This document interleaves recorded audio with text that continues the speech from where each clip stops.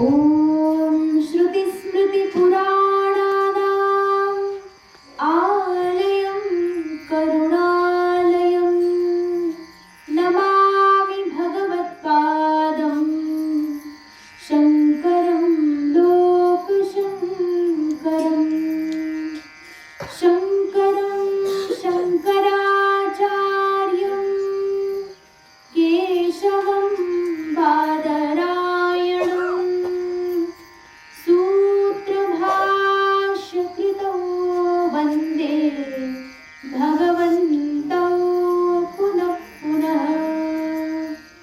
ईश्वरो गुरुरात्मेति मूर्तिभेदविभागिने व्योमवद्व्याप्तदेहाय दक्षिणामूर्तये नमः।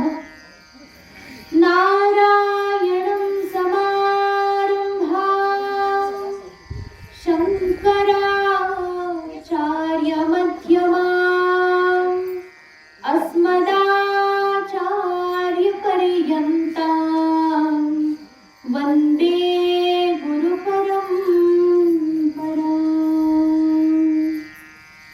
नमस्ते शारदे देवी काश्मीरपुरवासिनी त्वामहं प्रार्थये नित्यं विद्यादानं च देहि मे।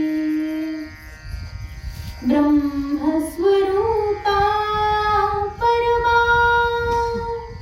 ज्योतिरूपा सनातनी सर्वविद्याधिदेवी या तस्यै वाण्यै नमो नमः। सच्चिदानन्दरूपाय विश्वोत्पत्त्यादिहेतवे तापत्रयविनाशाय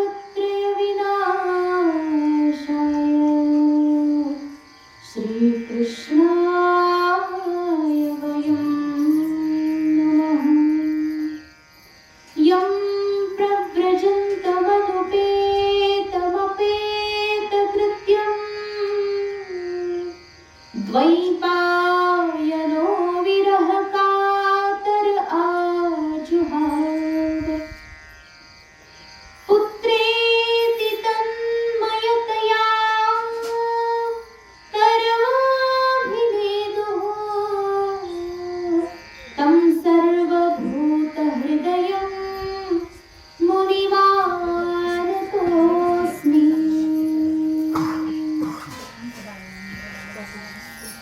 हे कृष्ण करुणा सिंधो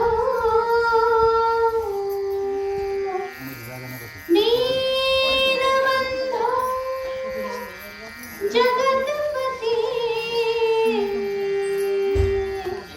गोपीश गोपिकान्त राधाकान्त नमोऽस्तु ते।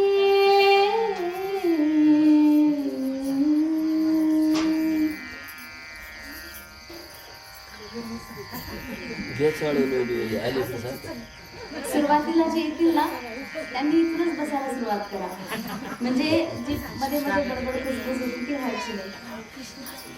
परत जागा इकडे नाही बसता येणार ना पावसात.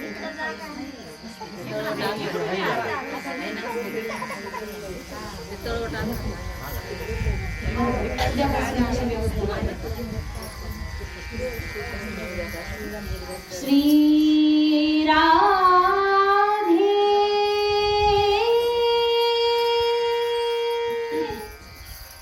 श्री राधे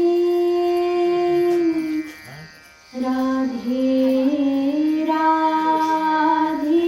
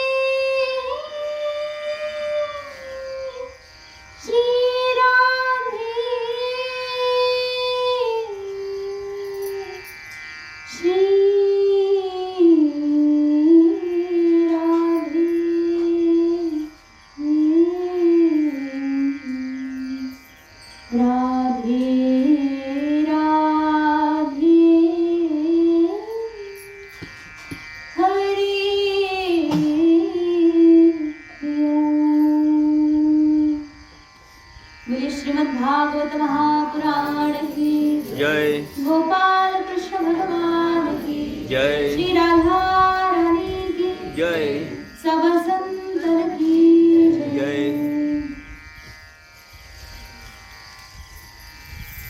परमात्म्याच्या अपार कृपेतून चाललेला आपला हा दिव्य श्रीमद भागवत सत्संग आणि कालच्या सत्संगामध्ये आपण ऐकलं होतं, आहे का तुमच्या लक्षात? एक स्मित हास्य देऊन टाकलं की उत्तर मिळालं.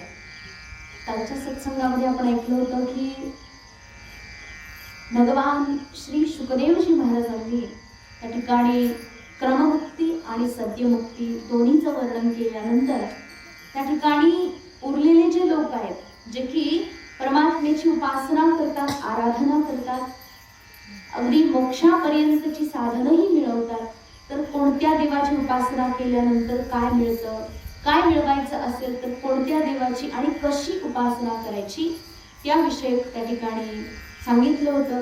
आणि एवढंच नाही तर त्या ठिकाणी भगवान श्री शुकदेवजी महाराजांचं ज्यावेळेस वर्णन पूर्ण झालं तर श्री शौनकजी बोलायला लागले की हे सूतजी महाराज, इतकं सुंदर आणि दिव्य ही अशी भव्य छान सुंदर कथा जी तुम्ही आम्हाला सांगतात खरंच अतुलनीय आहे, अद्भुत आहे.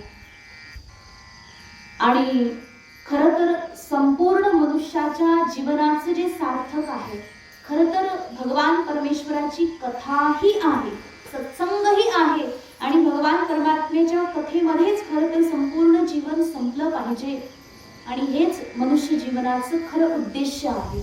नाहीतर कशा प्रकारे जर मनुष्य असूनही जर तुम्ही भगवत चर्चा केली नाही, जर तुम्ही आत्मस्वरूपाचं चिंतन मंथन काही केलं नाही, तर कशा प्रकारे आपलं जीवन कशासोबत तुलना केली. बघा, जसं कानाचं उदाहरण दिलं होतं, कानांनी जर भगवान परमात्म्याची कथा ऐकली नाही तर हे कान निव्वळ बिळ आहेत, म्हटलं छिद्र आहेत आणि सापाची बिळ आहेत, असे तसे नाही.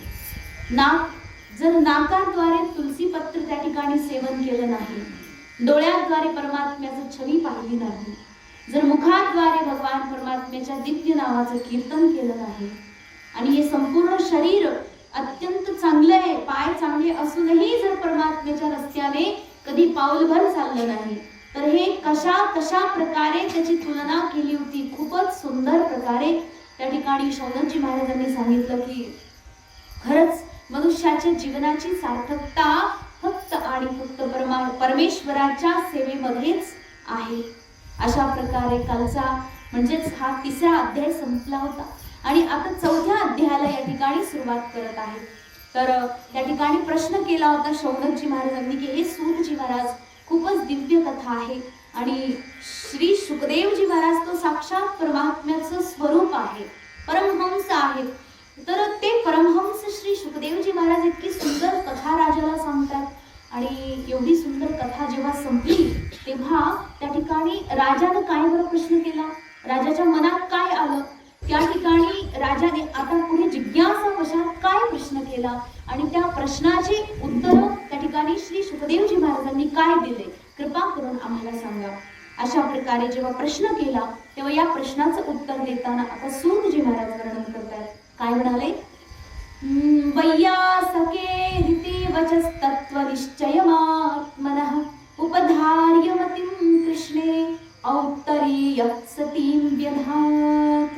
अशा प्रकारे श्री शुकदेवजी महाराज त्या ठिकाणी भगवान परमात्म्याची भगवत तत्वाचा अत्यंत दृढ निश्चय करून देणारी ही परम पावनी पतित पावनी श्रीमद भागवती कथा त्या ठिकाणी उत्तरानंदन परीक्षित राजाला सांगत होते आणि अत्यंत मनाला बघा परमेश्वराच्या चरणावर बघा, असंच नाहीये की एकाग्रतेनं ऐकलीच पाहिजे कथा, हे तर तुमची गोष्ट झाली, परंतु जे वक्ताही असतात ना, जे कथा सांगणारे असतात त्यांचंही चित्त श्रोते जे ऐकणारे असतात त्यांच्यापेक्षा कैक पटीनं अधिक एकाग्र झालं पाहिजे. कारण की तन्मयतेनं एकाग्रतेनं जर कथा सांगितली नाही तर त्या कथेमध्ये वास्तविक भगवत रस उतरणार नाही आणि रस आला नाही तर ऐकणाऱ्यांनाही रस वाटणार नाही. ही भगवत कथा अत्यंत दिव्य आणि याचा अंतर्निहित जो अनुभव आहे परमेश्वराच्या कथेमध्ये जो दिव्य अनुभव आहे, या अनुभवाला अंतःकरणामध्ये परिपूर्ण भावाने अनुभवूनच त्या ठिकाणी ती कथा भगवान परमात्म्याची सांगितली पाहिजे. आणि त्या सांगितलेल्या कथेचा हा प्रभाव असतो की सहज बघा, अत्यंत सहज त्या परमात्म्याच्या प्रती, भगवान परमेश्वराच्या प्रती निर्मळ भक्ती जागृत होते.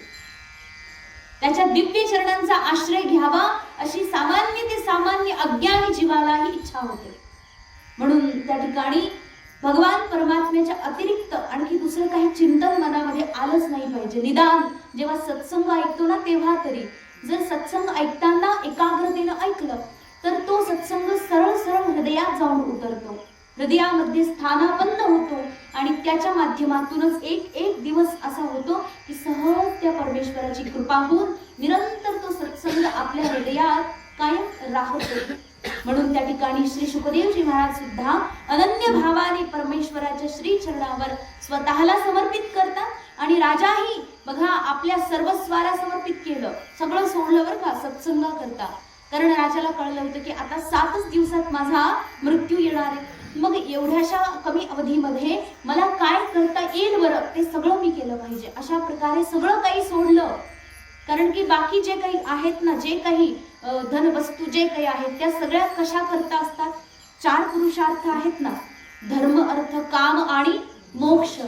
त्यापैकी बाकी सगळे संसारी साधनं जेवढी आपल्याला दिसतात ते सगळे संसाधनं त्याच्या माध्यमातून तुम्ही धर्म करू शकता, तुम्ही अर्थ कमवू शकता आणि त्या ठिकाणी तुम्ही तुमच्या सर्व कामनांना पूर्ण करू शकता. परंतु जो परम पुरुषार्थ मोक्ष आहे, त्या मोक्षाला मिळवण्याकरता हे संसारी साधन पुरेसे नाही, हे राजाला कळालं. म्हणून सगळ्याचा त्याग केला. कारण मला मोक्ष पाहिजे ना, ना धर्म करायचा आहे मला, ना अर्थ पाहिजे मला, ना माझी कुठली कामना आहे. आता धर्म म्हणजे तुम्ही सरळ सरळ धर्म आणि परमार्थ हा अर्थ घेऊ नका. इथे धर्म म्हणजे यज्ञ याग आदी जे कर्म आहेत, याला पूर्व मीमांसेमध्ये धर्म असं म्हटलं जातं. 14 अर्थो धर्म, म्हणजे त्या ठिकाणी धर्म जो आहे, जो आपल्याला यज्ञ याग क्रियामध्ये प्रवृत्ती करतो आपली, त्याला धर्म म्हणतात. तर मला आता यज्ञ वगैरे कुठला करायचा नाहीये, कारण की मला मोक्ष पाहिजे. मग मला मोक्ष हवा असेल तर या सगळ्या साधनांना करून मी करू काय, धरून याचं मी करू काय, म्हणून सगळं सोडलं. काय सोडलं?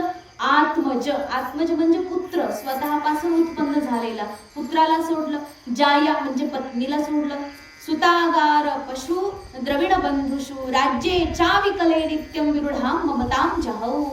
हे सगळं जे होतं ना, राज्य वैभव लक्ष्मी जे काही होतं सगळं, या सगळ्यामध्ये राहून राहून राहून राजाच्या त्या वैभवाप्रती मनात उत्पन्न झालेली जी आसक्ती होती त्याला राजानं नष्ट केलं, सगळं काही त्याग केलं आणि वैराग्य धारण करून पप्रच्छ त्या ठिकाणी भगवान परमेश्वराला शरण जाऊन गंगा नदी किनारी बसले होते. मग असे ते राजा, त्यांनी अनेक प्रकारे भगवान परमेश्वराला आराधना करून बघा श्री शुकदेवजी महाराजांना शरण जाऊन आता विचारलं. पप्रच्छ, पप्रच्छ म्हणजे विचारलं. काय विचारलं?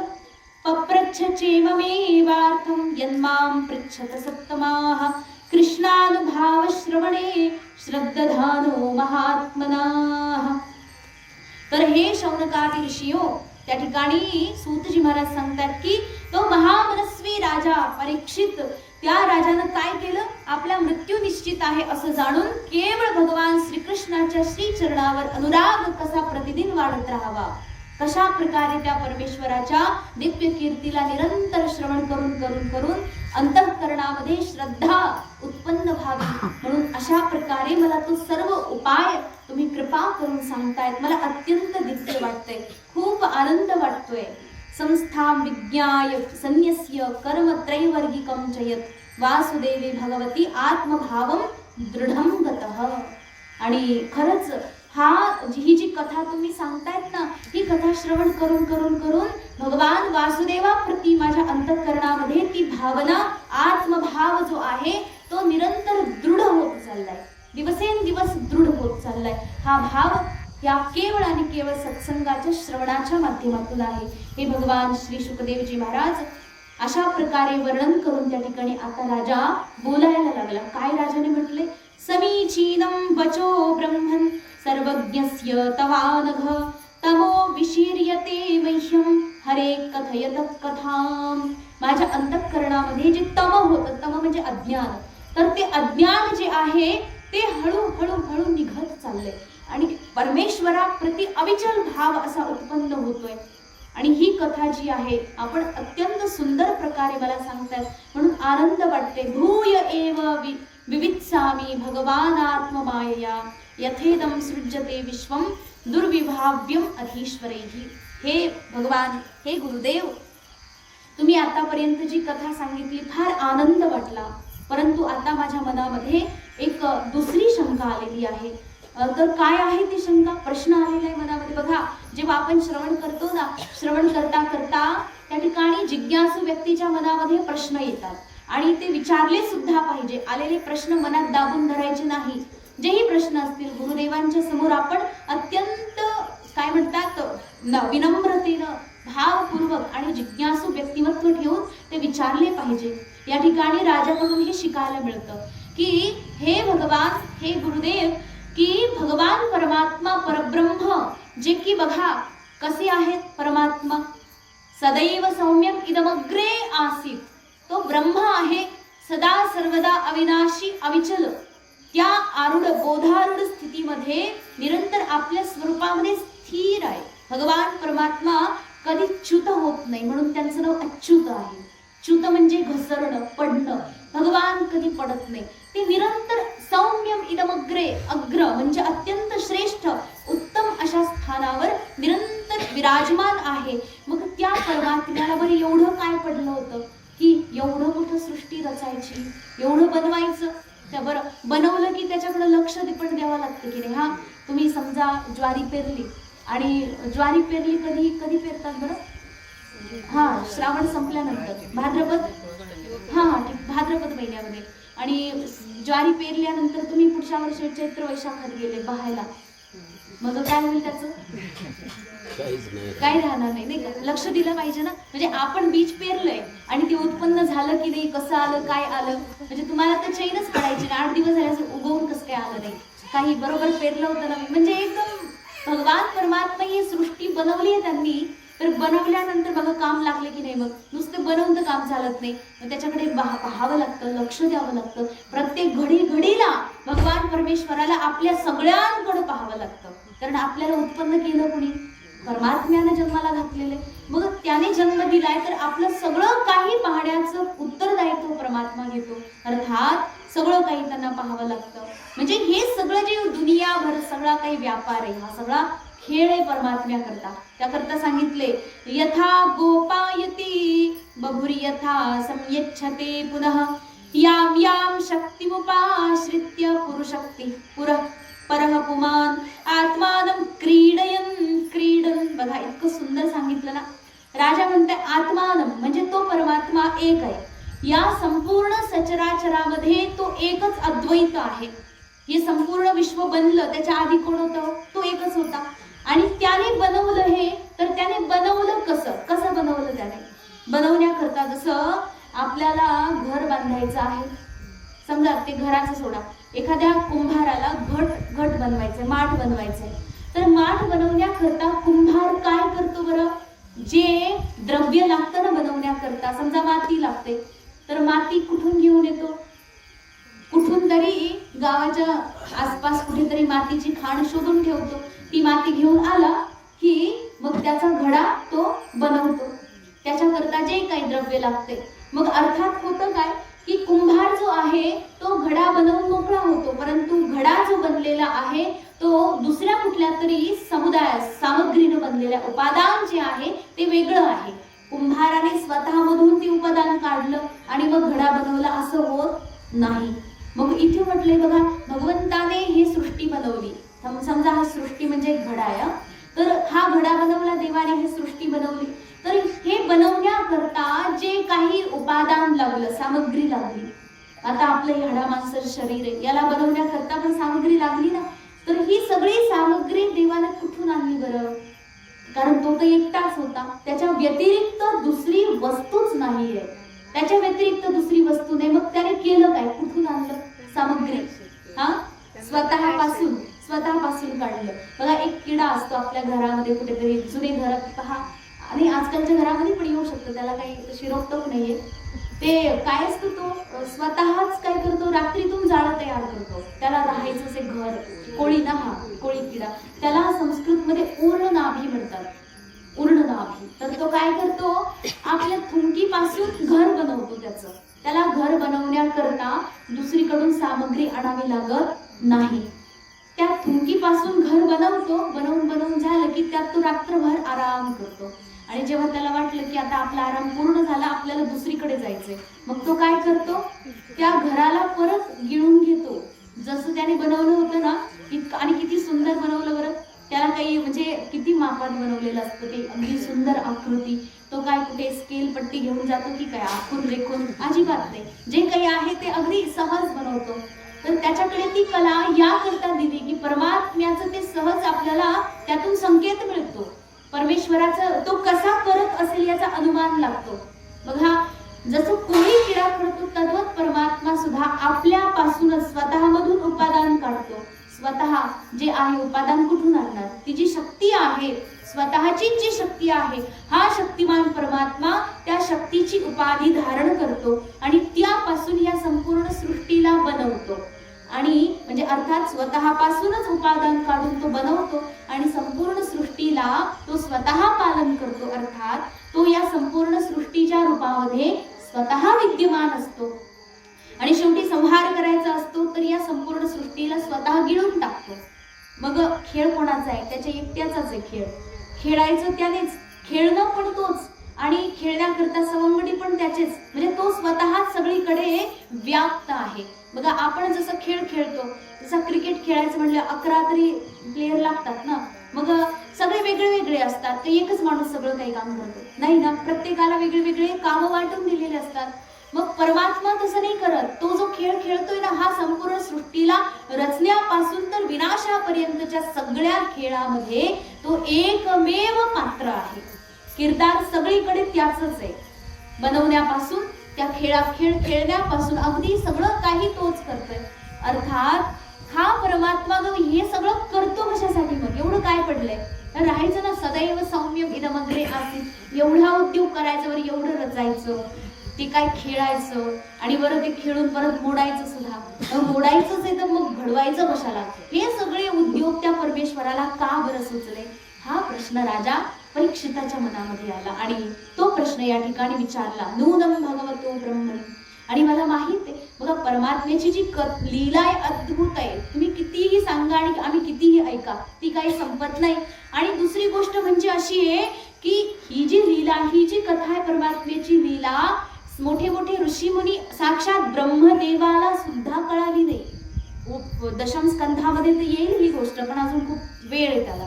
दशम स्कंधामध्ये जेव्हा भगवान श्रीकृष्ण परमात्म्याला बाल गोपाळांसोबत काला करताना पाहिलं ब्रह्मदेवानं, अरे हे काला करणारा कोणता देव असेल काय बरं, ह्याची उष्टी त्याची उष्टी, त्याच्या तोंडात हात घाल, तोच परत आपल्या तोंडात घाल, तोच उष्टा हात आणखी दुसऱ्याच्या तोंडात घाल, परत तोच हात आपल्या तोंडात घाल. हे परत ब्रह्माला शोभतं का कुठे, देव असं कसं करेल, एवढं विचित्र काम, आपल्याला तो घृणा वाटेल. मग ब्रह्मदेव म्हटली हे देव असू शकत नाही.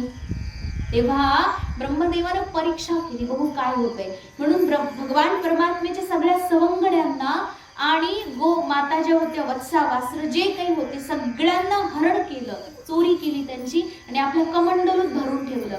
काही काही लोकांनी सांगितले, भागवतामध्ये कमंडलू नाही सांगितले, एक कोणती तरी गुफा होती, त्या गुफेमध्ये सगळ्यांना झोपी लावलं ब्रह्मदेवानं.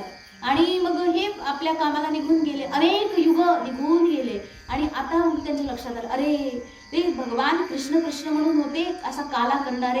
मग नेमकं झालं काय बघू बरं. त्यांचे सवंगडी मिळत नाही म्हणून हे रडत तर नाही ना बसले, कुठे काय म्हणून ते त्या ठिकाणी परत एकदा पाहायला आले. आणि पाहतात तर भगवान परमात्मा स्वयं त्या ठिकाणी सवंगड्यांच्या रूपामध्ये सर्वत्र विद्यमान. जेवढ्यांना हरण केलं होतं तेवढे सगळेच्या सगळे त्या ठिकाणी सुखात आनंदात खेळत बागडत होते. जेव्हा ब्रह्मदेवाने पाहिलं, अरे हे झालं कसं चमत्कार. ब्रह्मदेवाने परत त्या गुहेत जाऊन पाहिलं, इथे पण आहेत ते, तिथे पण आहेत, इथे पण आहेत, तिथे पण आहेत, झालं कसं. मग हे खरे का खोटे, म्हणजे नेमकं खरं कोणतं आणि खोटं कोणतं हे ब्रह्मदेवाला कळालंच नाही. तिथे जाऊन ब्रह्मदेवाने भगवान परमेश्वराला साष्टांग दंडवत प्रणिपात हातात घातला, क्षमा मागितली की देवा क्षमा करा. हे बालगोपाळ तर काही वस्तूच नाही हो तुमच्याकरता. अवघ्या सृष्टीमध्ये माझ्यासारखे करोडो ब्रह्मा अजून आहेत. तुमच्या सृष्टीमध्ये तुम्ही बनवलेले मी कोण आहे? या संपूर्ण मी समजतो की मी ह्याला बनवलं, परंतु वस्तुतः भगवान परमेश्वरानं स्वतःमधून सगळ्या बालगोपाळांनाही काढलं, स्वतःमधूनच गाय वासरांना सुद्धा काढलं. अशी ती दिव्य लीला करणारे ते हरी भगवान श्रीकृष्ण परमात्मा. त्यांची दिव्य लीला ब्रह्माला नाही कळाली तर माझ्यासारख्या मूर्ख माणसाला काय कळेल? असं कोण म्हणतंय? राजा परीक्षित म्हणतोय. राजा म्हणाले ब्रह्मदेवाला नाही कळलं, मला काय कळणार आहे? तरी पण मला ऐकायची, मला माहिती मला कळणार नाही, तरी पण मला ऐकायची. अशा प्रकारे बिभर्ती भूरिशस्त्वेकः कुर्वन् कर्माणि जन्मभिः. त्या परमेश्वराची जी लीला अत्यंत दिव्य अद्भुत आहे. विचिकित्सित मे तन्मे ब्रवीतु भगवान यथा शाब्दे ब्रह्मणि निष्णातः परस्मिंश्च भगवान खलु. हे शब्द ब्रह्मामध्ये अत्यंत निष्णात असणारे भगवान श्री शुकदेवजी महाराज, हे गुरुदेव कृपा करून मला ती दिव्य अशी कथा समजावून सांगा. असं बोलल्यानंतर त्या ठिकाणी आता भगवान श्री शुकदेवजी बोलायला लागणार. इतक्या त्यांना लक्षात आलं की अरे दुसऱ्या स्कंधाच्या पहिल्या अध्यायामध्ये पहिल्यापासून भगवान श्री शुकदेवजी महाराज बोलायला लागले होते. आणि बोलायला असे लागले ना की राजाने प्रश्न विचारले होते आधी की काय जप करायचा, काय स्मरण करायचं, काय कीर्तन करायचं, मृत्यूमुखात पडलेल्या माणसाने काय कर्तव्य करायचं, असे सगळे दिव्य दिव्य प्रश्न राजाने विचारले. आणि त्या प्रश्नामध्ये भगवान श्री शुकदेवजी महाराज असे भारावून गेले की त्या ठिकाणी त्यांना दुसरं काही सुचलं नाही, सरळ प्रश्नाचे उत्तरच द्यायला लागले. तेव्हा आता त्यांच्या लक्षात आलं की विदेह बघा परमहंस महात्मा त्यांना काही लक्षात नसतं काय करायचं नाही करायचं.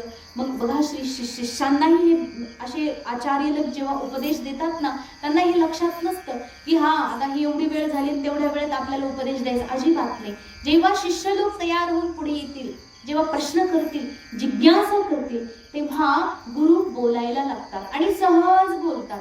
ते असं काही नाही ठरवूनच बोलायचं, पाठांतर करून आले तेवढंच बोलायचं, असं काही निश्चित नसतं. ते आणि एकदा बोलायला लागले की मग तुम्ही कंटाळत नाही तोपर्यंत ते बोलतच राहतील. आणि समजा तुम्ही कंटाळून उठून जरी गेले तरी त्यांना कळणार नाही की उठून गेले, तरी ते बोलतच राहतील. असा भाव, असे स्थितप्रज्ञ महात्मे जे की परमहंस स्थितीमध्ये असतात.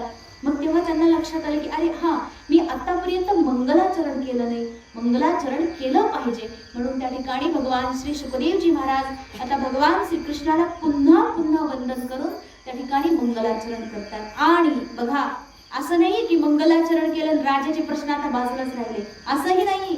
असे दिव्य मंगलाचरण केले की त्यामध्येच सगळ्या प्रश्नांची उत्तर सुद्धा देऊन टाकले. फक्त लक्ष देऊन ऐकलं तर आपल्यालाही कळेल. काय म्हणाले? श्री शुक उवाच नमः परस्मै पुरुषाय भूयसे यदुद्भवस्थान निरोधलीलया गृहेतु शक्तित्रितयाय देहिनां अंतर्भवायानुपलक्ष्यवर्त्मने. बघा याच्यापूर्वी भगवान श्री शुकदेवजी महाराजांनी अधिकारांचं वर्णन केलं होतं. 3 अधिकार असतात ना, उत्तम, मध्यम आणि कनिष्ठ. तिघांनाही तिघांच्या अधिकारानुसार साधनं वाटून दिली. काय दिली तर ज्ञान त्या ठिकाणी अत्यंत उत्तम अधिकारीला दिलं. ज्याचा अधिकार उत्तम श्रेष्ठ आहे त्याला ज्ञान दिलं. जो व्यक्ती मध्यम अधिकारात आहे त्याला उपासना दिली. तू उपासना कर, एकाग्रतेने त्या ठिकाणी भगवान परमेश्वराची आराधना कर. म्हणजे सूक्ष्म स्वरूपामध्ये जो विराट परमात्मा ज्याला सगळीकडे आपण पाहिलं होतं ना कुठे कशा रूपात तो आहे, तर त्या अध्यायामध्ये वर्णन करून त्यांनी त्या विराट पुरुषाला सूक्ष्म रूपाने कशी धारणा करायची त्याचं वर्णन केलं होतं. आणि अत्यंत कनिष्ठ अधिकारी जो आहे त्याला कर्मामध्ये प्रवृत्ती केली की बाळा तू कर्म कर, तुझा अधिकार कर्मामध्ये आहे. कर्म 2 प्रकारचे सांगितले होते, एक सकाम आणि निष्काम. त्या सकाम निष्काम कर्माचं वर्णनही आपण त्या ठिकाणी ऐकलं. तर या सगळ्या उपदेशानंतर बघा भगवान परमेश्वराला नमस्कार करून त्या ठिकाणी आता राजाचे इतके दिव्य सुंदर उत्तर त्या ठिकाणी देत आहेत. काय म्हणाले की हे बघ राजा, परमात्मा जो आहे ना हे सगळं रचतोय. आपल्याला काय वाटतं की तो स्थिर आहे, एवढं त्याने रचलं, एवढं त्याने परत मोडलं, हे सगळं तो करतो कशा करता? तर त्याचं एकच आणि सुंदर असं उत्तर आहे, ते म्हणजे भगवान परमात्मा आपल्यासारख्या भक्तांवर, आपल्यासारख्या पतित पामर लोकांवर स्वतःचा अनुग्रह करण्याकरता, अनुग्रह लीला, मात्र अनुग्रह लीला करण्याकरता परमात्मा या सृष्टीला रचतात आणि या सृष्टीमध्ये वेळोवेळी स्वतः सुद्धा अवतार धारण करून येतात. आणि परमात्मा अवतार कोणत्याही रूपात घेतात बरं का, दशावतार येतीलच पुढे, ज्याच्यामध्ये भगवान परमात्मा अगदी कूर्म कच्छप म्हणजे कासवाचंही रूप घेतलेलं आहे, अगदी त्या ठिकाणी वराह म्हणजे डुकराचाही अवतार घेतलेला आहे. शरीर बघा कोणत्याही योनीमध्ये भगवान येतात, त्या ठिकाणी नरसिंह सुद्धा बनून आले, ते भगवान रामकृष्ण रूपामध्ये सुद्धा आले. मग असे हे सगळे दिव्य अवतार ते घेऊन येतात कशा करता, म्हणजे आपल्यासारख्या लोकांवर कृपा करण्याकरता, अनुग्रह करण्याकरता. कारण आपल्याला आनंद होईल की नाही बघा, जो भक्त निरंतर ज्याच्या अंतःकरणामध्ये परमेश्वराची भक्तिधारा निरंतर वाहते, प्रेम निरंतर वाहते, अशा भक्ताला जर समोरूनच परमात्मा दिसला बघा, ज्याच्या अंतःकरण निरंतर विठ्ठल विठ्ठल विठ्ठल चालू आहे, त्याच्या रूपाचं, त्याच्या नामाचं, त्याच्या गुणाचं निरंतर कीर्तन चालू आहे, अशाच्या समोर जर साक्षात परमात्मा विठ्ठल येऊन उभे राहिले, तुम्ही थोडी कल्पना करा किती छान वाटेल, आनंद वाटेल. तर तुमचा जो आनंद आहे ना, तो आनंद पाहून परमेश्वरालाही आनंद होतो. माझ्या भक्ताला आनंद द्यायचा आहे ना, म्हणून परमात्मा स्वतः येतात, हा त्यांचा भाव आहे. अनुग्रह लीला, मग या अनुग्रह लीले करता परमात्मा येतात. मग त्या ती अनुग्रह लीला आपल्यासारख्यांना काही कळत नाही, ती अनुभवायची असेल तर काय करायचं, काय करावं लागेल याचं या ठिकाणी वर्णन केलंय. तर म्हणतात नमः परस्मै पुरुषाय भूयसे, भगवान परमेश्वरा जो की सदुद्भव स्थान निरोध लीलया गृहीतु शक्ती त्रितयाय देहिनाम अंतर्भवायान उपलक्ष वर्तमने भूयसे पुरुषाय परस्मै नमः. तो परमात्मा निरंतर जो सगळीकडे व्यापक आहे आणि तो कसा आहे, सत उद्भव. उद्भव म्हणजे काय, उत्पन्न करणं. आपण म्हणतो काय उद्भवलं म्हणजे उत्पन्न होणं. तर उद्भव, त्यानंतर दुसरं स्थान अर्थात स्थिती आणि निरोध, उत्पत्ती स्थिती आणि लय, या तीन कामाकरता भगवान परमात्मा ही लीला करतात. उत्पन्न करणं, या संपूर्ण सचराचर सृष्टी ब्रह्मांडाला उत्पन्न करायचं, उत्पन्न केल्यानंतर त्याचं पालन करायचं, पुत्रवत त्याचं लालन पालन करायचं आणि शेवटी त्याचा संहार करायचा. त्याच्याकरता त्रिशक्ती धारण करतात अवतार. त्रिशक्ती म्हणजे सत्व रज आणि तम या तीन गुणांनी युक्त असणारी त्रिशक्ती, याला धारण करून परमात्मा सगळं काम करतात. मग ते त्रिशक्ती कोण आहे म्हटलं, ब्रह्मा विष्णू आणि महेश्वर, या तीन रूपामध्ये परमात्मा हे काम करतात. ब्रह्मदेवाला काम दिलेले काय, या सगळ्यांना तू जन्माला घाल, उत्पन्न कर, सगळ्यांना उत्पन्न. ब्रह्मदेवाची आपण जेवढे पाहतो ना, आपण सगळेच्या सगळे ब्रह्मदेवाच्या सृष्टीतले प्राणी आहोत. या सगळ्यांना उत्पन्न करणारा तो ब्रह्मा आहे. हा ब्रह्माच त्या परमेश्वराचं रूप आहे. मग परमात्मा ब्रह्माचं रूप घेऊन आपल्याला निर्माण करतो. त्यानंतर सांगितले की स्थान अर्थात स्थिती. तर विष्णू परमात्मा विष्णूचं रूप घेऊन त्या ठिकाणी या सगळ्यांना पालन करतो, या सगळ्यांना त्या ठिकाणी भरण पोषण करतो या सगळ्यांचं. त्यानंतर म्हटले की भगवान शंकर अर्थात रुद्र तामसिक वृत्तीला, त्या ठिकाणी तामसिक गुणाला धारण करून परमात्मा रुद्र त्या संपूर्ण सृष्टीचा संहार करतात. कारण उत्पन्न केलं तर संहार पण केलाच पाहिजे ना, नाही तर नुसतं उत्पन्न आहे आणि मग त्यानंतर जर त्याचा विनाशच नाही झाला तर मग इथे केवढी गर्दी होईल, हो की नाही. तरी पण बरेचसे लोक प्रश्न विचारतात बरं का, लोकसंख्या वाढत कशी काय चालली, माणसांची बरं का, जनावरांची नाही, माणसांची लोकसंख्या वाढत कशी काय चालली. कारण शास्त्र काय सांगते की अनंत जन्माचे पुण्य उदयाला आले की मनुष्य देह मिळतो. आणि मग एवढे लाखो करोडोच्या संख्येने माणसं जन्म घेतात, एवढे लोक पुण्यवान आहेत का, एवढ्यांचं पुण्य, किती पुण्य असेल ते.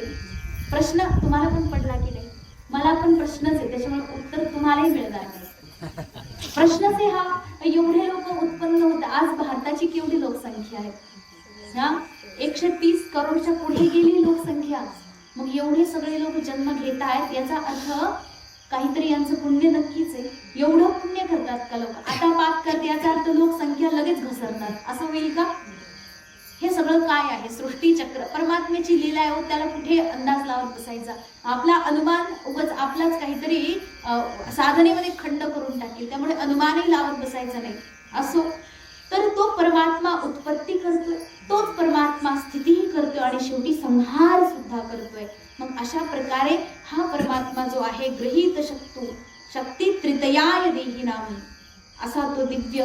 मग हा श्लोकाचा साधा अर्थ झाला बरं का, एकदम सरळ सोपा अर्थ झाला. या श्लोकाचा दिव्य अर्थ आहे, कारण बघा, हे जे संसार चक्र आहे, यामध्ये आपण पडलेलो फसलेलो सगळे जीव आहेत. मग या जीवाला यातून घेण्यासारखं काय?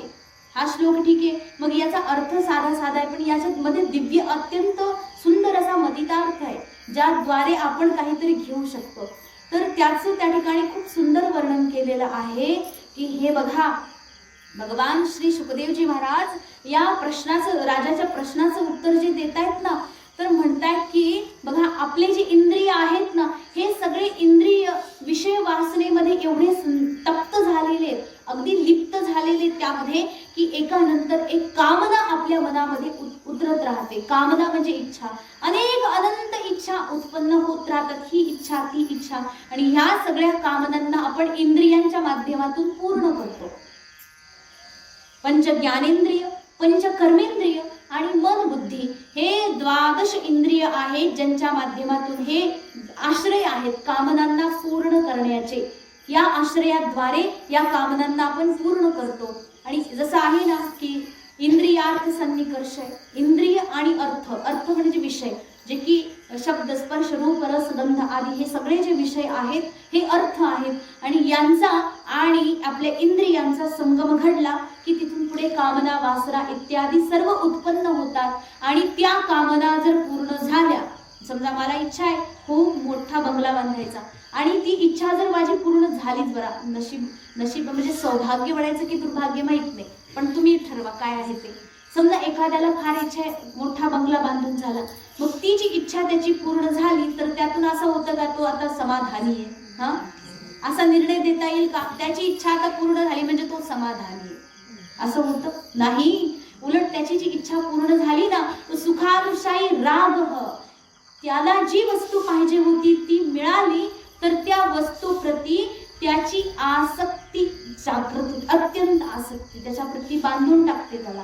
आणि ही आसक्ती दिसत नाही, ही अशी काही बांधून टाकते माणसाला, जसं एखाद्या खांबाला किंवा दगडाला किंवा एखाद्या भिंतीला जर तुम्हाला बांधलं, झाडाला वगैरे दाव्याने बांधलं, फार दिसतं की नाही, ते दावं दिसतं, बांधलेलं दिसतं, सगळं दिसतं. मग आपण तडफड करतो की मला सोडवा रे कोणी, मला सोडवा. परंतु वस्तू, व्यक्ती या सगळ्या प्रति आसक्तीनं बांधला गेलेला माणूस, तो बांधलेला आहे हे दिसत नाही. त्याला कळतही नाही की मी कधी बांधला गेलो या वस्तूसोबत. हा, माझी गाडी आली, मला गाडी पाहिजे होती, गाडी आली, त्याच्यानंतर मी त्या गाडीसोबत एवढा जास्त तादात्म्य करून बसलो की मला कळालं सुद्धा नाही, कळालंच नाही मी बांधलेला आहे. तर सोडवण्याचे प्रयत्न कसे काय होतील, हा प्रश्न आहे. मग म्हटलेले, जर इच्छा पूर्ण झाल्या की राग उत्पन्न होतो, आणि इच्छा जर पूर्ण झाल्या नाही तर दुःखानुशायी द्वेष. इच्छा पूर्ण झाल्या नाही तर अत्यंत क्रोध, द्वेष येतो. अरे काय, स्वतः मनाप्रती ग्लानी, आपल्याप्रतीच ग्लानी येते की मी हे करू नाही शकलो, मला हे पाहिजे होतं, असं करत करत एक म्हणजे दोन्ही कडून आपला तोटाच आहे. भेटलं तरीही तोटा, नाही भेटलं तरीही तोटा. त्याच्यापेक्षा भेटणं आणि न भेटणं याच्या पलीकडे गेलेले ते संत महात्मे, त्यांना भेटलं तरी वा वा वा वा, विमानातून बसायला भेटलं तरी काय हरकत नाही, आणि पायी चालायला भेटलं वा वा, तेही चांगलंच आहे की काय फरक पडतोय. सगळं म्हणजे त्यांना कुठल्याही स्थितीमध्ये अविचल आहेत. काही परिस्थिती असो, त्यांना असं वाटत नाही की हा हे मिळालं खूप चांगलं झालं बरं का, असंच होतं. म्हणजे आपल्या व्यक्तिगत जीवनाचा जर अनुभव असेल ना, तर म्हणजे आश्रमातली एक गोष्ट सांगायची. एक दिवस जेवण बनवता, सकाळी लवकर जेवण बनवलं, 8-8:30च्या दरम्यान जेवण तयार झालं, 9 वाजेपर्यंत जेवण करूनही झालं. गुरुजी काय म्हटले की हा अगदी बरोबर, हाच वेळ आहे जेवणाचा, याच वेळी केलं पाहिजे, आणि बरं झालं याच वेळी जेवण भेटून गेलं. एक दिवस 12 वाजले ना, तर 12 वाजता जेवण भेटलं तरी अरे अगदी बरोबर वेळ आहे हा जेवणाचा, हाच वेळ असला पाहिजे. एक दिवस दिवसभर उपाशी होतो, कारण पूजा चालली होती आश्रमात दिवसभर. म्हटले आज ना पोटात काही नाही तर फार छान वाटते, एकदम फ्रेश, असा उपवासच असला पाहिजे. नेमकं खरं कोणतं? एक दिवस मी पण विचारलं, गुरुजी तुम्ही म्हटले नाश्ता सकाळी केला ठीक आहे, दुपारी जेवण करायचं. एक दिवस नाही नाही नाश्ता करायचंच नाही, नाश्ता करणं चुकीचंच, सरळ जेवणच करायचं. म्हणजे नेमकं खरं कोणतं हे कळतच नाही. मग त्यांना जेव्हा विचारलं तर पहिलं खूप हसले. ते म्हटले हे उत्तर तुमच्यासारख्यानं काय कळेल, जे आहेत ना संत महात्मे ते सहजच जाणून घेतील. ही अनुकूलता, जे काही मिळाले ना त्याला साजरं करायचं, नाही मिळालं तर तेही साजरं करायचं. याला म्हणतात महापुरुष, याला म्हणतात संत. काही असू द्या त्यामध्ये संतुष्ट राहायचं. आपल्यासारख्यांना ते कुठे शक्य आहे? मिळालं तर फार आनंदित होऊन जातो, नाही मिळालं तर आपल्यासारखे दुःखी आपणच. तो चेहरा असा काही पडून जातो जणू काही 25-30 जन्माचं दुःख एक सोबत त्याच्या डोक्यावर येऊन आदळले. मागचे काही जन्म दुःखामध्ये काढले, तेच दुःख मिळालं असेल.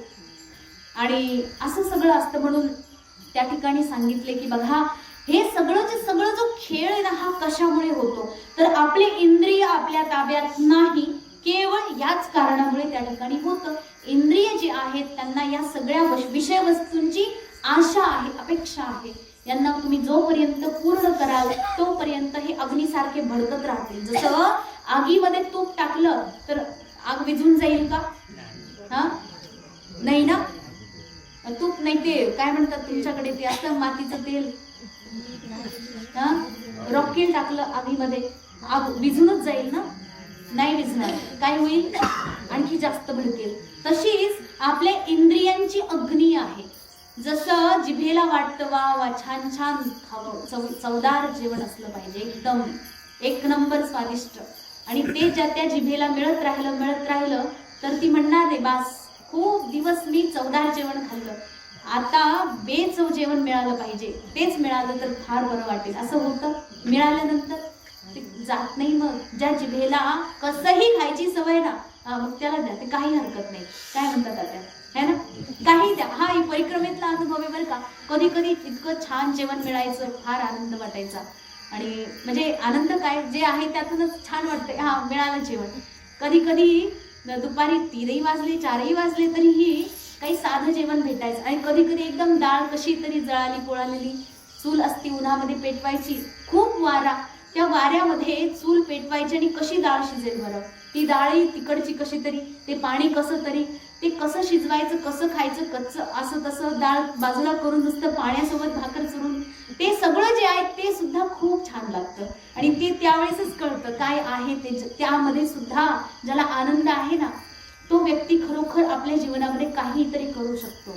कारण त्याला माहिती आहे परिक्रमा करणं हे माझ्यासाठी महत्वाचं आहे, त्यामध्ये पोट भरणं हे महत्वाचं आहे. कशाने पोट भरतो हे महत्वाचं नाहीये. नुसती भाकरच खाऊन जर पोट भरत असेल तर फार चवदार भाज्या बनवायची काय फार जास्त गरज आहे. पटापट जे होते ते करत राहायचं. संत महापुरुषांची जी कथा दिव्य आहे. एकदा गुरुजी सांगत होते की म्हणजे आपण हे सगळे व्यंजन बनवतो ना, हे बनवा ते बनवा, अगदी पक्वान्न बनवून खातो. आमचे गुरु महाराज जे की स्वामी शिवानंदजी महाराज, ते ह्या सगळ्या गोष्टीमध्ये सहमत नसायचे. ते गंगा काठी प्रतिदिन पहाटे 3 वाजता गंगेच्या पाण्यामध्ये बरं का, ऋषिकेशमध्ये गंगेच्या पाण्यामध्ये अकंठ इथपर्यंत पाणी येईल एवढ्या पाण्यामध्ये बसून जप करायचे. ते थंडीच्या दिवसातही बरं का, एकदम थंडी, कडाक्याची थंडी, गंगेचं पाणी बर्फासारखं. ऋषिकेश जे की उत्तराखंडमध्ये आहे, बर्फ पडतो तिथे, त्या अवस्थेत ते महाराजजी बसायचे तपस्येला. आणि सगळे शिष्य लोक सुद्धा त्यांचं अनुकरण करायचे. तर भिक्षा म्हणून काय, छोटीशी झोपडी होती की नव्हती म्हणायला फक्त, उगाच काहीतरी आपलं छत असेल कुठेतरी तर त्यामध्ये भिक्षा घेऊन यायचे. भिक्षेमध्ये फक्त रोटी घ्यायची, तुमची भाजी नको आहे मला, फक्त रोटी घ्यायची, ती उन्हात वाळवायची आणि ती रोटी कुठेतरी बांधून ठेवायची. ज्या दिवशी भूक लागली, बघा दररोज खायची नाही तीही, ज्या दिवशी भूक लागली ती रोटी घ्यायची, गंगाजलामध्ये बुडवायची, भिजवायची आणि मग ती रोटी खायची, गंगाजल प्यायचं आणि परत तपस्या करायला लागायचं. साधने व्यतिरिक्त दुसरं काही केलं नाही. जर पोट म्हटलं की मला भूक लागली, काहीतरी इंधन पाहिजे, जेव्हा पोटाने अशी मागणी केली तेव्हा कधीतरी त्या रोटीला भिजवून खायचं. ही संत महापुरुषांच्याकडून मिळणारी शिकवण आहे. म्हणून म्हटले की बघा, आपल्याला जर तसं व्हायचं असेल ना तर आपल्याला काय करावं लागेल, तर त्याचं वर्णन या श्लोकापासूनच त्या ठिकाणी श्री शुकदेवजी महाराजांनी दिलंय की इंद्रियांना निग्रह करण्याकरता आपल्याला सगळ्यात पहिलं त्या ठिकाणी इंद्रियांना निग्रह कसा केला जातो हे ऐकलं पाहिजे. ज्या गोष्टीचं ज्ञानच नाही आपल्याला ते कसं काय शक्य, म्हणून त्याचं ज्ञान मिळवलं पाहिजे. आणि हे ज्ञान कुठे मिळतं बरं? ते शास्त्रामध्ये मिळतं. शास्त्रामध्येच सगळं काही लिहिलेलं आहे, बाकीच्या पुस्तकामध्ये लिहिलेलं नाहीये. आपले शालेय पाठ्यपुस्तकामध्ये याचं ज्ञान नाही मिळणार तुम्हाला, किंवा अशा तशा लोकांकडूनही ऐकायला मिळणार नाही. हे सगळं जे ज्ञान आहे ते केवळ तुम्हाला शास्त्र सांगू शकतं, आणि शास्त्र आपल्यासारख्यांच्या कळण्याच्या पलीकडचं आहे. मग राहिलं का ते तसंच जागेवर? मग काय करायचं? ज्या लोकांनी ते शास्त्र श्रवण करून करून स्वतः समजून घेतलेलं आहे आणि जे त्या ठिकाणी आपल्यासारख्यांना त्या शास्त्राला अवगत करवू शकतात, अशा संत महापुरुषांच्या जवळ जायचं. तद्विधी प्रणिपातेन परिप्रश्नेन सेवया उपदेक्षन्ति ते ज्ञानम ज्ञानिनस तत्वदर्शिना. ते असे तत्वदर्शी महापुरुष जे की त्यांच्या जवळ जायचं. जसं उपनिषद सांगतायत ना, तद्विज्ञानार्थम स गुरुमेवाभिगच्छेत समित पाणिनी श्रोत्रियम ब्रह्मनिष्ठ. तद्विज्ञानार्थम, तत् म्हणजे ते आत्मस्वरूप, ते ज्ञान जाणण्याकरता काय करायचं? समित पाणिनी तद्विज्ञानार्थम स गुरुम एव अभिगच्छेत. गुरूंच्या जवळच, फक्त एव या शब्दाने विलक्षण करून टाकलं की केवळ गुरूंच्याच जवळ जा, दुसरीकडे नाही. दुसऱ्याचा निषेध केला, केवळ गुरूंकडे जायचं. कसं? समित पाणी. समित पाणी म्हणजे स्वतःला परिपूर्णतेनं समर्पित करून त्या ठिकाणी स्वतःला शुष्क बनवून गुरुरूपी अग्नीमध्ये जाऊन मिळायचं. मिळाल्यानंतर काय? समरस व्हायचं. अग्नीमध्ये काहीही टाकलं तरी काय होतं?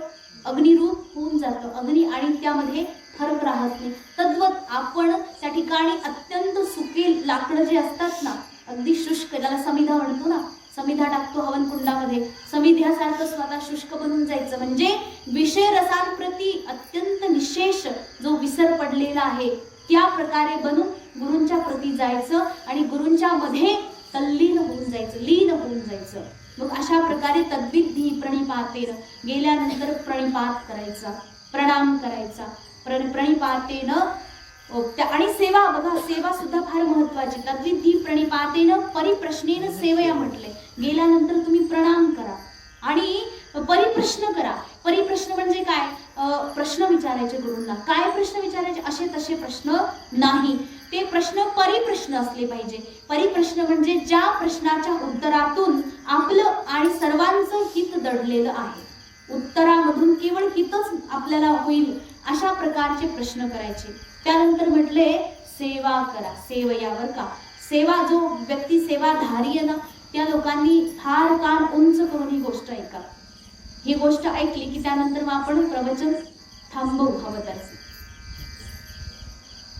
सेवाधारी माणसाने लक्षात घ्यायचं की मी कोण आहे. आपल्याला जर फार स्वतःविषयी काही वाटतं ना, मी कोण आहे, मी अमका आहे, मी तमका आहे, जर व्यक्तीला स्वतःचा अहंकार गाळायचा असेल ना, तर त्याने सद्गुरूंच्या सानिध्यात गेल्यानंतर स्वतःला सेवक बनवायचं. पाहिलं, तू कोण आहे? मी अमका आहे अजिबात नाही, मी सेवक आहे. मी सेवकच आहे, माझी वृत्ती सेवकाची आहे आणि माझा धर्म आहे सेवा करणं. मग सेवा कोणतीही असू द्या, कोणत्याही प्रकारची सेवा असू द्या त्या ठिकाणी. आणि सेवकाचा धर्म असा आहे ना की त्याची दृष्टी काय असते? फक्त सेवा पाहतो, फक्त सेवा. गुणग्राहकता ज्याला आपण म्हणतो ना, ज्या माणसाला ज्या गोष्टीशी मतलब आहे तीच गोष्ट तो शोधणार ना. ज्या गोष्टीचा तो मतलबच नाही त्याला शोधून काय व्हायचंय? मग समजा आपण गेलो गुरूंच्याकडे, गेल्यानंतर मला त्यांनी सांगा, हा तू ही सेवा कर बरं का, मग ही अत्यंत निकृष्ट सेवा झाली, हे तू कर, हे का सांगायची गरजच का पडली पाहिजे? तुम्ही गेल्यानंतर तुम्हाला डोळ्याला जी दिसेल ती सेवा करा, जे पडेल. आपण आपल्या घरामध्ये आपल्याला सांगावं लागतं काय, तू हे कर, तू ते कर. का सांगावं लागत नाही? कारण की ते आपल्याला आपलं वाटतं, हे माझं घर आहे, इथे मीच करणार, मी नाही केलं तर कोण करेल, असा भाव आपला असतो. तेच गुरुगृही गेल्यानंतर हा भाव का नसतो की हे माझं आहे, हे मी केलं नाही तर कोण करेल आणि हे मलाच करायला पाहिजे. ठीक आहे, माझ्या व्यतिरिक्त इतर सेवेकरी असतात, परंतु माझ्या दृष्टीला ही सेवा पडली तर मी करणार. आणि जर त्या ठिकाणी इतरांनाही त्याचा लाभ घ्यायचा असेल तर अत्यंत स्वच्छंद आनंदपूर्वक त्यांनाही त्याचा अधिकार आहे, त्यांचाही तेवढाच अधिकार आहे. अत्यंत मनापासून ती सेवा केली पाहिजे. माझे गुरुदेव म्हणजे आपले स्वामीजी तर सांगतात की त्यांच्या जीवनाची जी सुरुवात आहे ना सेवेतून झालेली आहे बरं का. आपण आपल्या स्वामीजींना कसं पाहिलं पहिल्यापासून, मोठे स्वामीजी आहेत, संत महात्मे आहेत, त्यांची सेवा लोक करतात. त्रासही झाला, संत महापुरुषांना त्रास कुठे नसतो, त्रास असतोच, परंतु आपण सगळे मिळून सेवा करतो. परंतु त्यांचं जे सेवकाचं रूप आपण कधी पाहिलेलं नाहीये. ते जेव्हा ऐकलं किंवा पाहिलं ना, अगदी आपल्याला वाटेल की आपण एकदम तुच्छ लोक आहेत. स्वामीजी सांगतात की ते जेव्हा सगळ्यात पहिल्यांदा गृहत्याग करून आश्रमामध्ये गेले होते, तर आश्रमात गेल्यानंतर त्यांना सगळ्यात पहिल्यांदा आश्रमामध्ये टॉयलेट साफ करण्याची सेवा दिली होती की आश्रमात जेवढे संडास आहे सगळ्याला तुम्ही साफ करा. काय सेवा आहे ही. संत ते संत काही उगाच झाले नाही, त्यांनी ते सगळ्या गोष्टीला स्वतः केलेलं आहे. आश्रमामध्ये काही 1-2 टॉयलेट नव्हते, 1000 लोक निरंतर मुक्कामाला होते, विद्यार्थी होते, शिकणारे. त्या सगळ्यांचं सगळं काही हॉस्टेलचे सगळे टॉयलेट साफ केले. 1-1.5 वर्ष ही सेवा केल्यानंतर अत्यंत निस्पृह भावाने, काहीही कुठली तक्रार नाही, ही सेवा करत राहिल्यानंतर प्रमोशन झालं सेवेमध्ये. प्रमोशन काय झालं, मग त्या विद्यार्थ्यांना ज्या क्लासरूम मध्ये शिकवलं जायचं त्या बेंच खाली जो कचरा जमतो तो साफ करण्याची सेवा मिळाली. ती सेवा त्यांनी बरेच काळ केली. त्यानंतर त्यातून प्रमोशन झालं. तर प्रमोशन मध्ये असं होत गेलं तर शेवटी आचार्याची सेवा भेटली. म्हणजे रसोईया एकदा कधी आलाच नाही म्हटले, मग गुरुजी गेले म्हणजे थोडंफार केलं, ते आपोआप चांगलं झालं, जेवण चांगलं बनलं, रसोईला कायमची सुट्टी, आता तुम्हीच करा. सेवा भेटली, प्रमोशन झालं. याच्यामध्ये या सोबत अभ्यास केला, अभ्यास केला हे सांगण्याची गरजच काय, मुळात त्यांचा अभ्यास काय सर्वांना माहित आहे.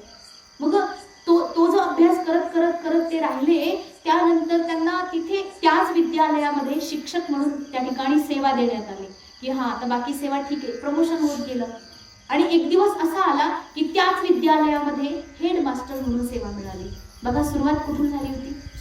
हे सगळं कशातून झालं, केवळ सेवा, अत्यंत निस्पृह, निष्काम आणि निष्कपट निश्चल भावाने केलेली सेवा, त्याचं फळ त्यांना त्या ठिकाणी मिळालं. आणि बरं तिथेच थांबलं नाही, त्या ठिकाणी स्वामीजी म्हटले की बस आता तुमची सेवा संपली, तुमच्या आध्यात्मिक जीवनाची खरी सेवा आता सुरू झाली.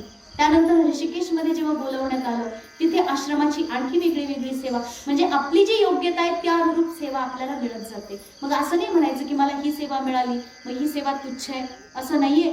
गुरुदेव सांगत असतात की बघा तुळशीचं जे पान आहे ना, तुळशीचं पान जे आपण देवाला वाहतो, ते पान छोटं किंवा मोठं नसतं. तुळशीचं पान छोटं आणि मोठं नसतं, ते छोटं असलं काय आणि मोठं असलं काय, ते देवाला सारख्या प्रमाणात प्रिय असतं. तुम्ही छोटं पान तोडलं आणि देवाला वाहिलं म्हणून देव कमी खुश आहे, मोठं पान वाहिलं म्हणून जास्त खुश, असं होतं का. तुळशी सारख्या प्रमाणात प्रिय आहे परमेश्वराला. त्याप्रमाणे ही सेवा सुद्धा, गुरूंची सेवा छोटी अथवा मोठी नसते. प्रत्येक सेवा जी आपण करतो ती अत्यंत मनापासून, आणि जीही आपण करतो आपल्या लायकीनुसारच आपल्याला सेवा मिळते. त्यामुळे त्यामध्ये संतुष्ट राहून, त्यामध्येच आनंद मानून, त्याला मनापासून जर पूर्ण केलं तर निश्चय विश्वास ठेवा की आपलं एक दिवस नक्की प्रमोशन होईल. या सेवेमधून एक दिवस असं येईल की आणखी दिव्य अशी काहीतरी सेवा आपल्याला मिळेल.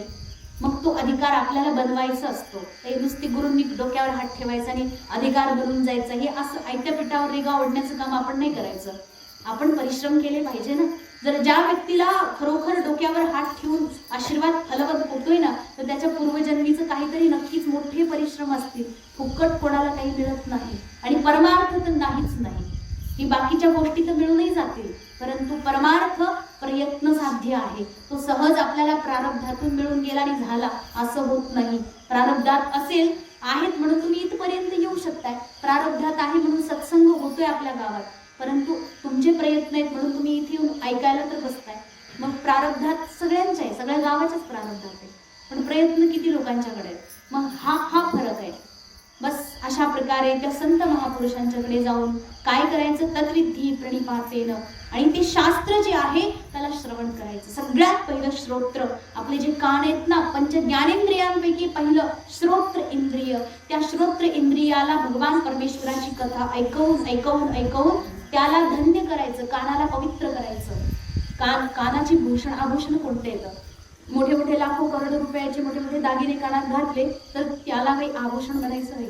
ते कान फक्त शो आहे, ते दाखवण्या करताय, परंतु कानाचं वास्तविक आभूषण त्याच्यामध्ये टाकला जाणारा सत्संग आहे, शास्त्र आहे. मग त्या आभूषणाने ज्याचे कान संयुक्त आहेत ना, त्या आभूषणाने ते खरोखर धन्य आहेत. मग अशा प्रकारे सद्गुरूंच्या सानिध्यात जाऊन कर्ण जे आहे आपले त्याला पवित्र करून त्याच्याद्वारे भगवान परमेश्वराची कथा श्रवण करून करून त्या ठिकाणी त्या कानाला पवित्र करायचं आणि कानावर विजय मिळवायचा. लोकांना कानातून छान छान आपली गोडगोड प्रशंसा ऐकायची सवय झालेली असते, ती सवय मोडून जाते सत्संग ऐकून ऐकून. कारण सत्संग आपल्याला आपली खरोखर योग्यता दाखवून देतो, तू नेमका किती पाण्यात आहे, सत्संग आपल्याला दाखवून देतो. अशा प्रकारे आजची झालेली सेवा परमात्म्याच्या चरणी समर्पित करून वाणीला विराम देऊ. छान वाटते. अधिक मासामुळे की काय तुमची संख्या वाढत चालली आहे, अशीच संख्या निरंतर वाढत राहत आणि सत्संगाप्रती जी आवड आहे, परमेश्वराच्या चरणावर प्रार्थना आहे की अशी आवड सगळ्यांच्या मनामध्ये अशी दिवसेंदिवस उत्पन्न होत राहो, वाढत राहो. असो झालेली सेवा सद्गुरूंच्या चरणी समर्पित करू. ओम पूर्णमद पूर्णमिदं पूर्णात् पूर्णमुदच्यते पूर्णस्य पूर्णमादाय पूर्णमेवावशिष्यते. ओम शांती शांती.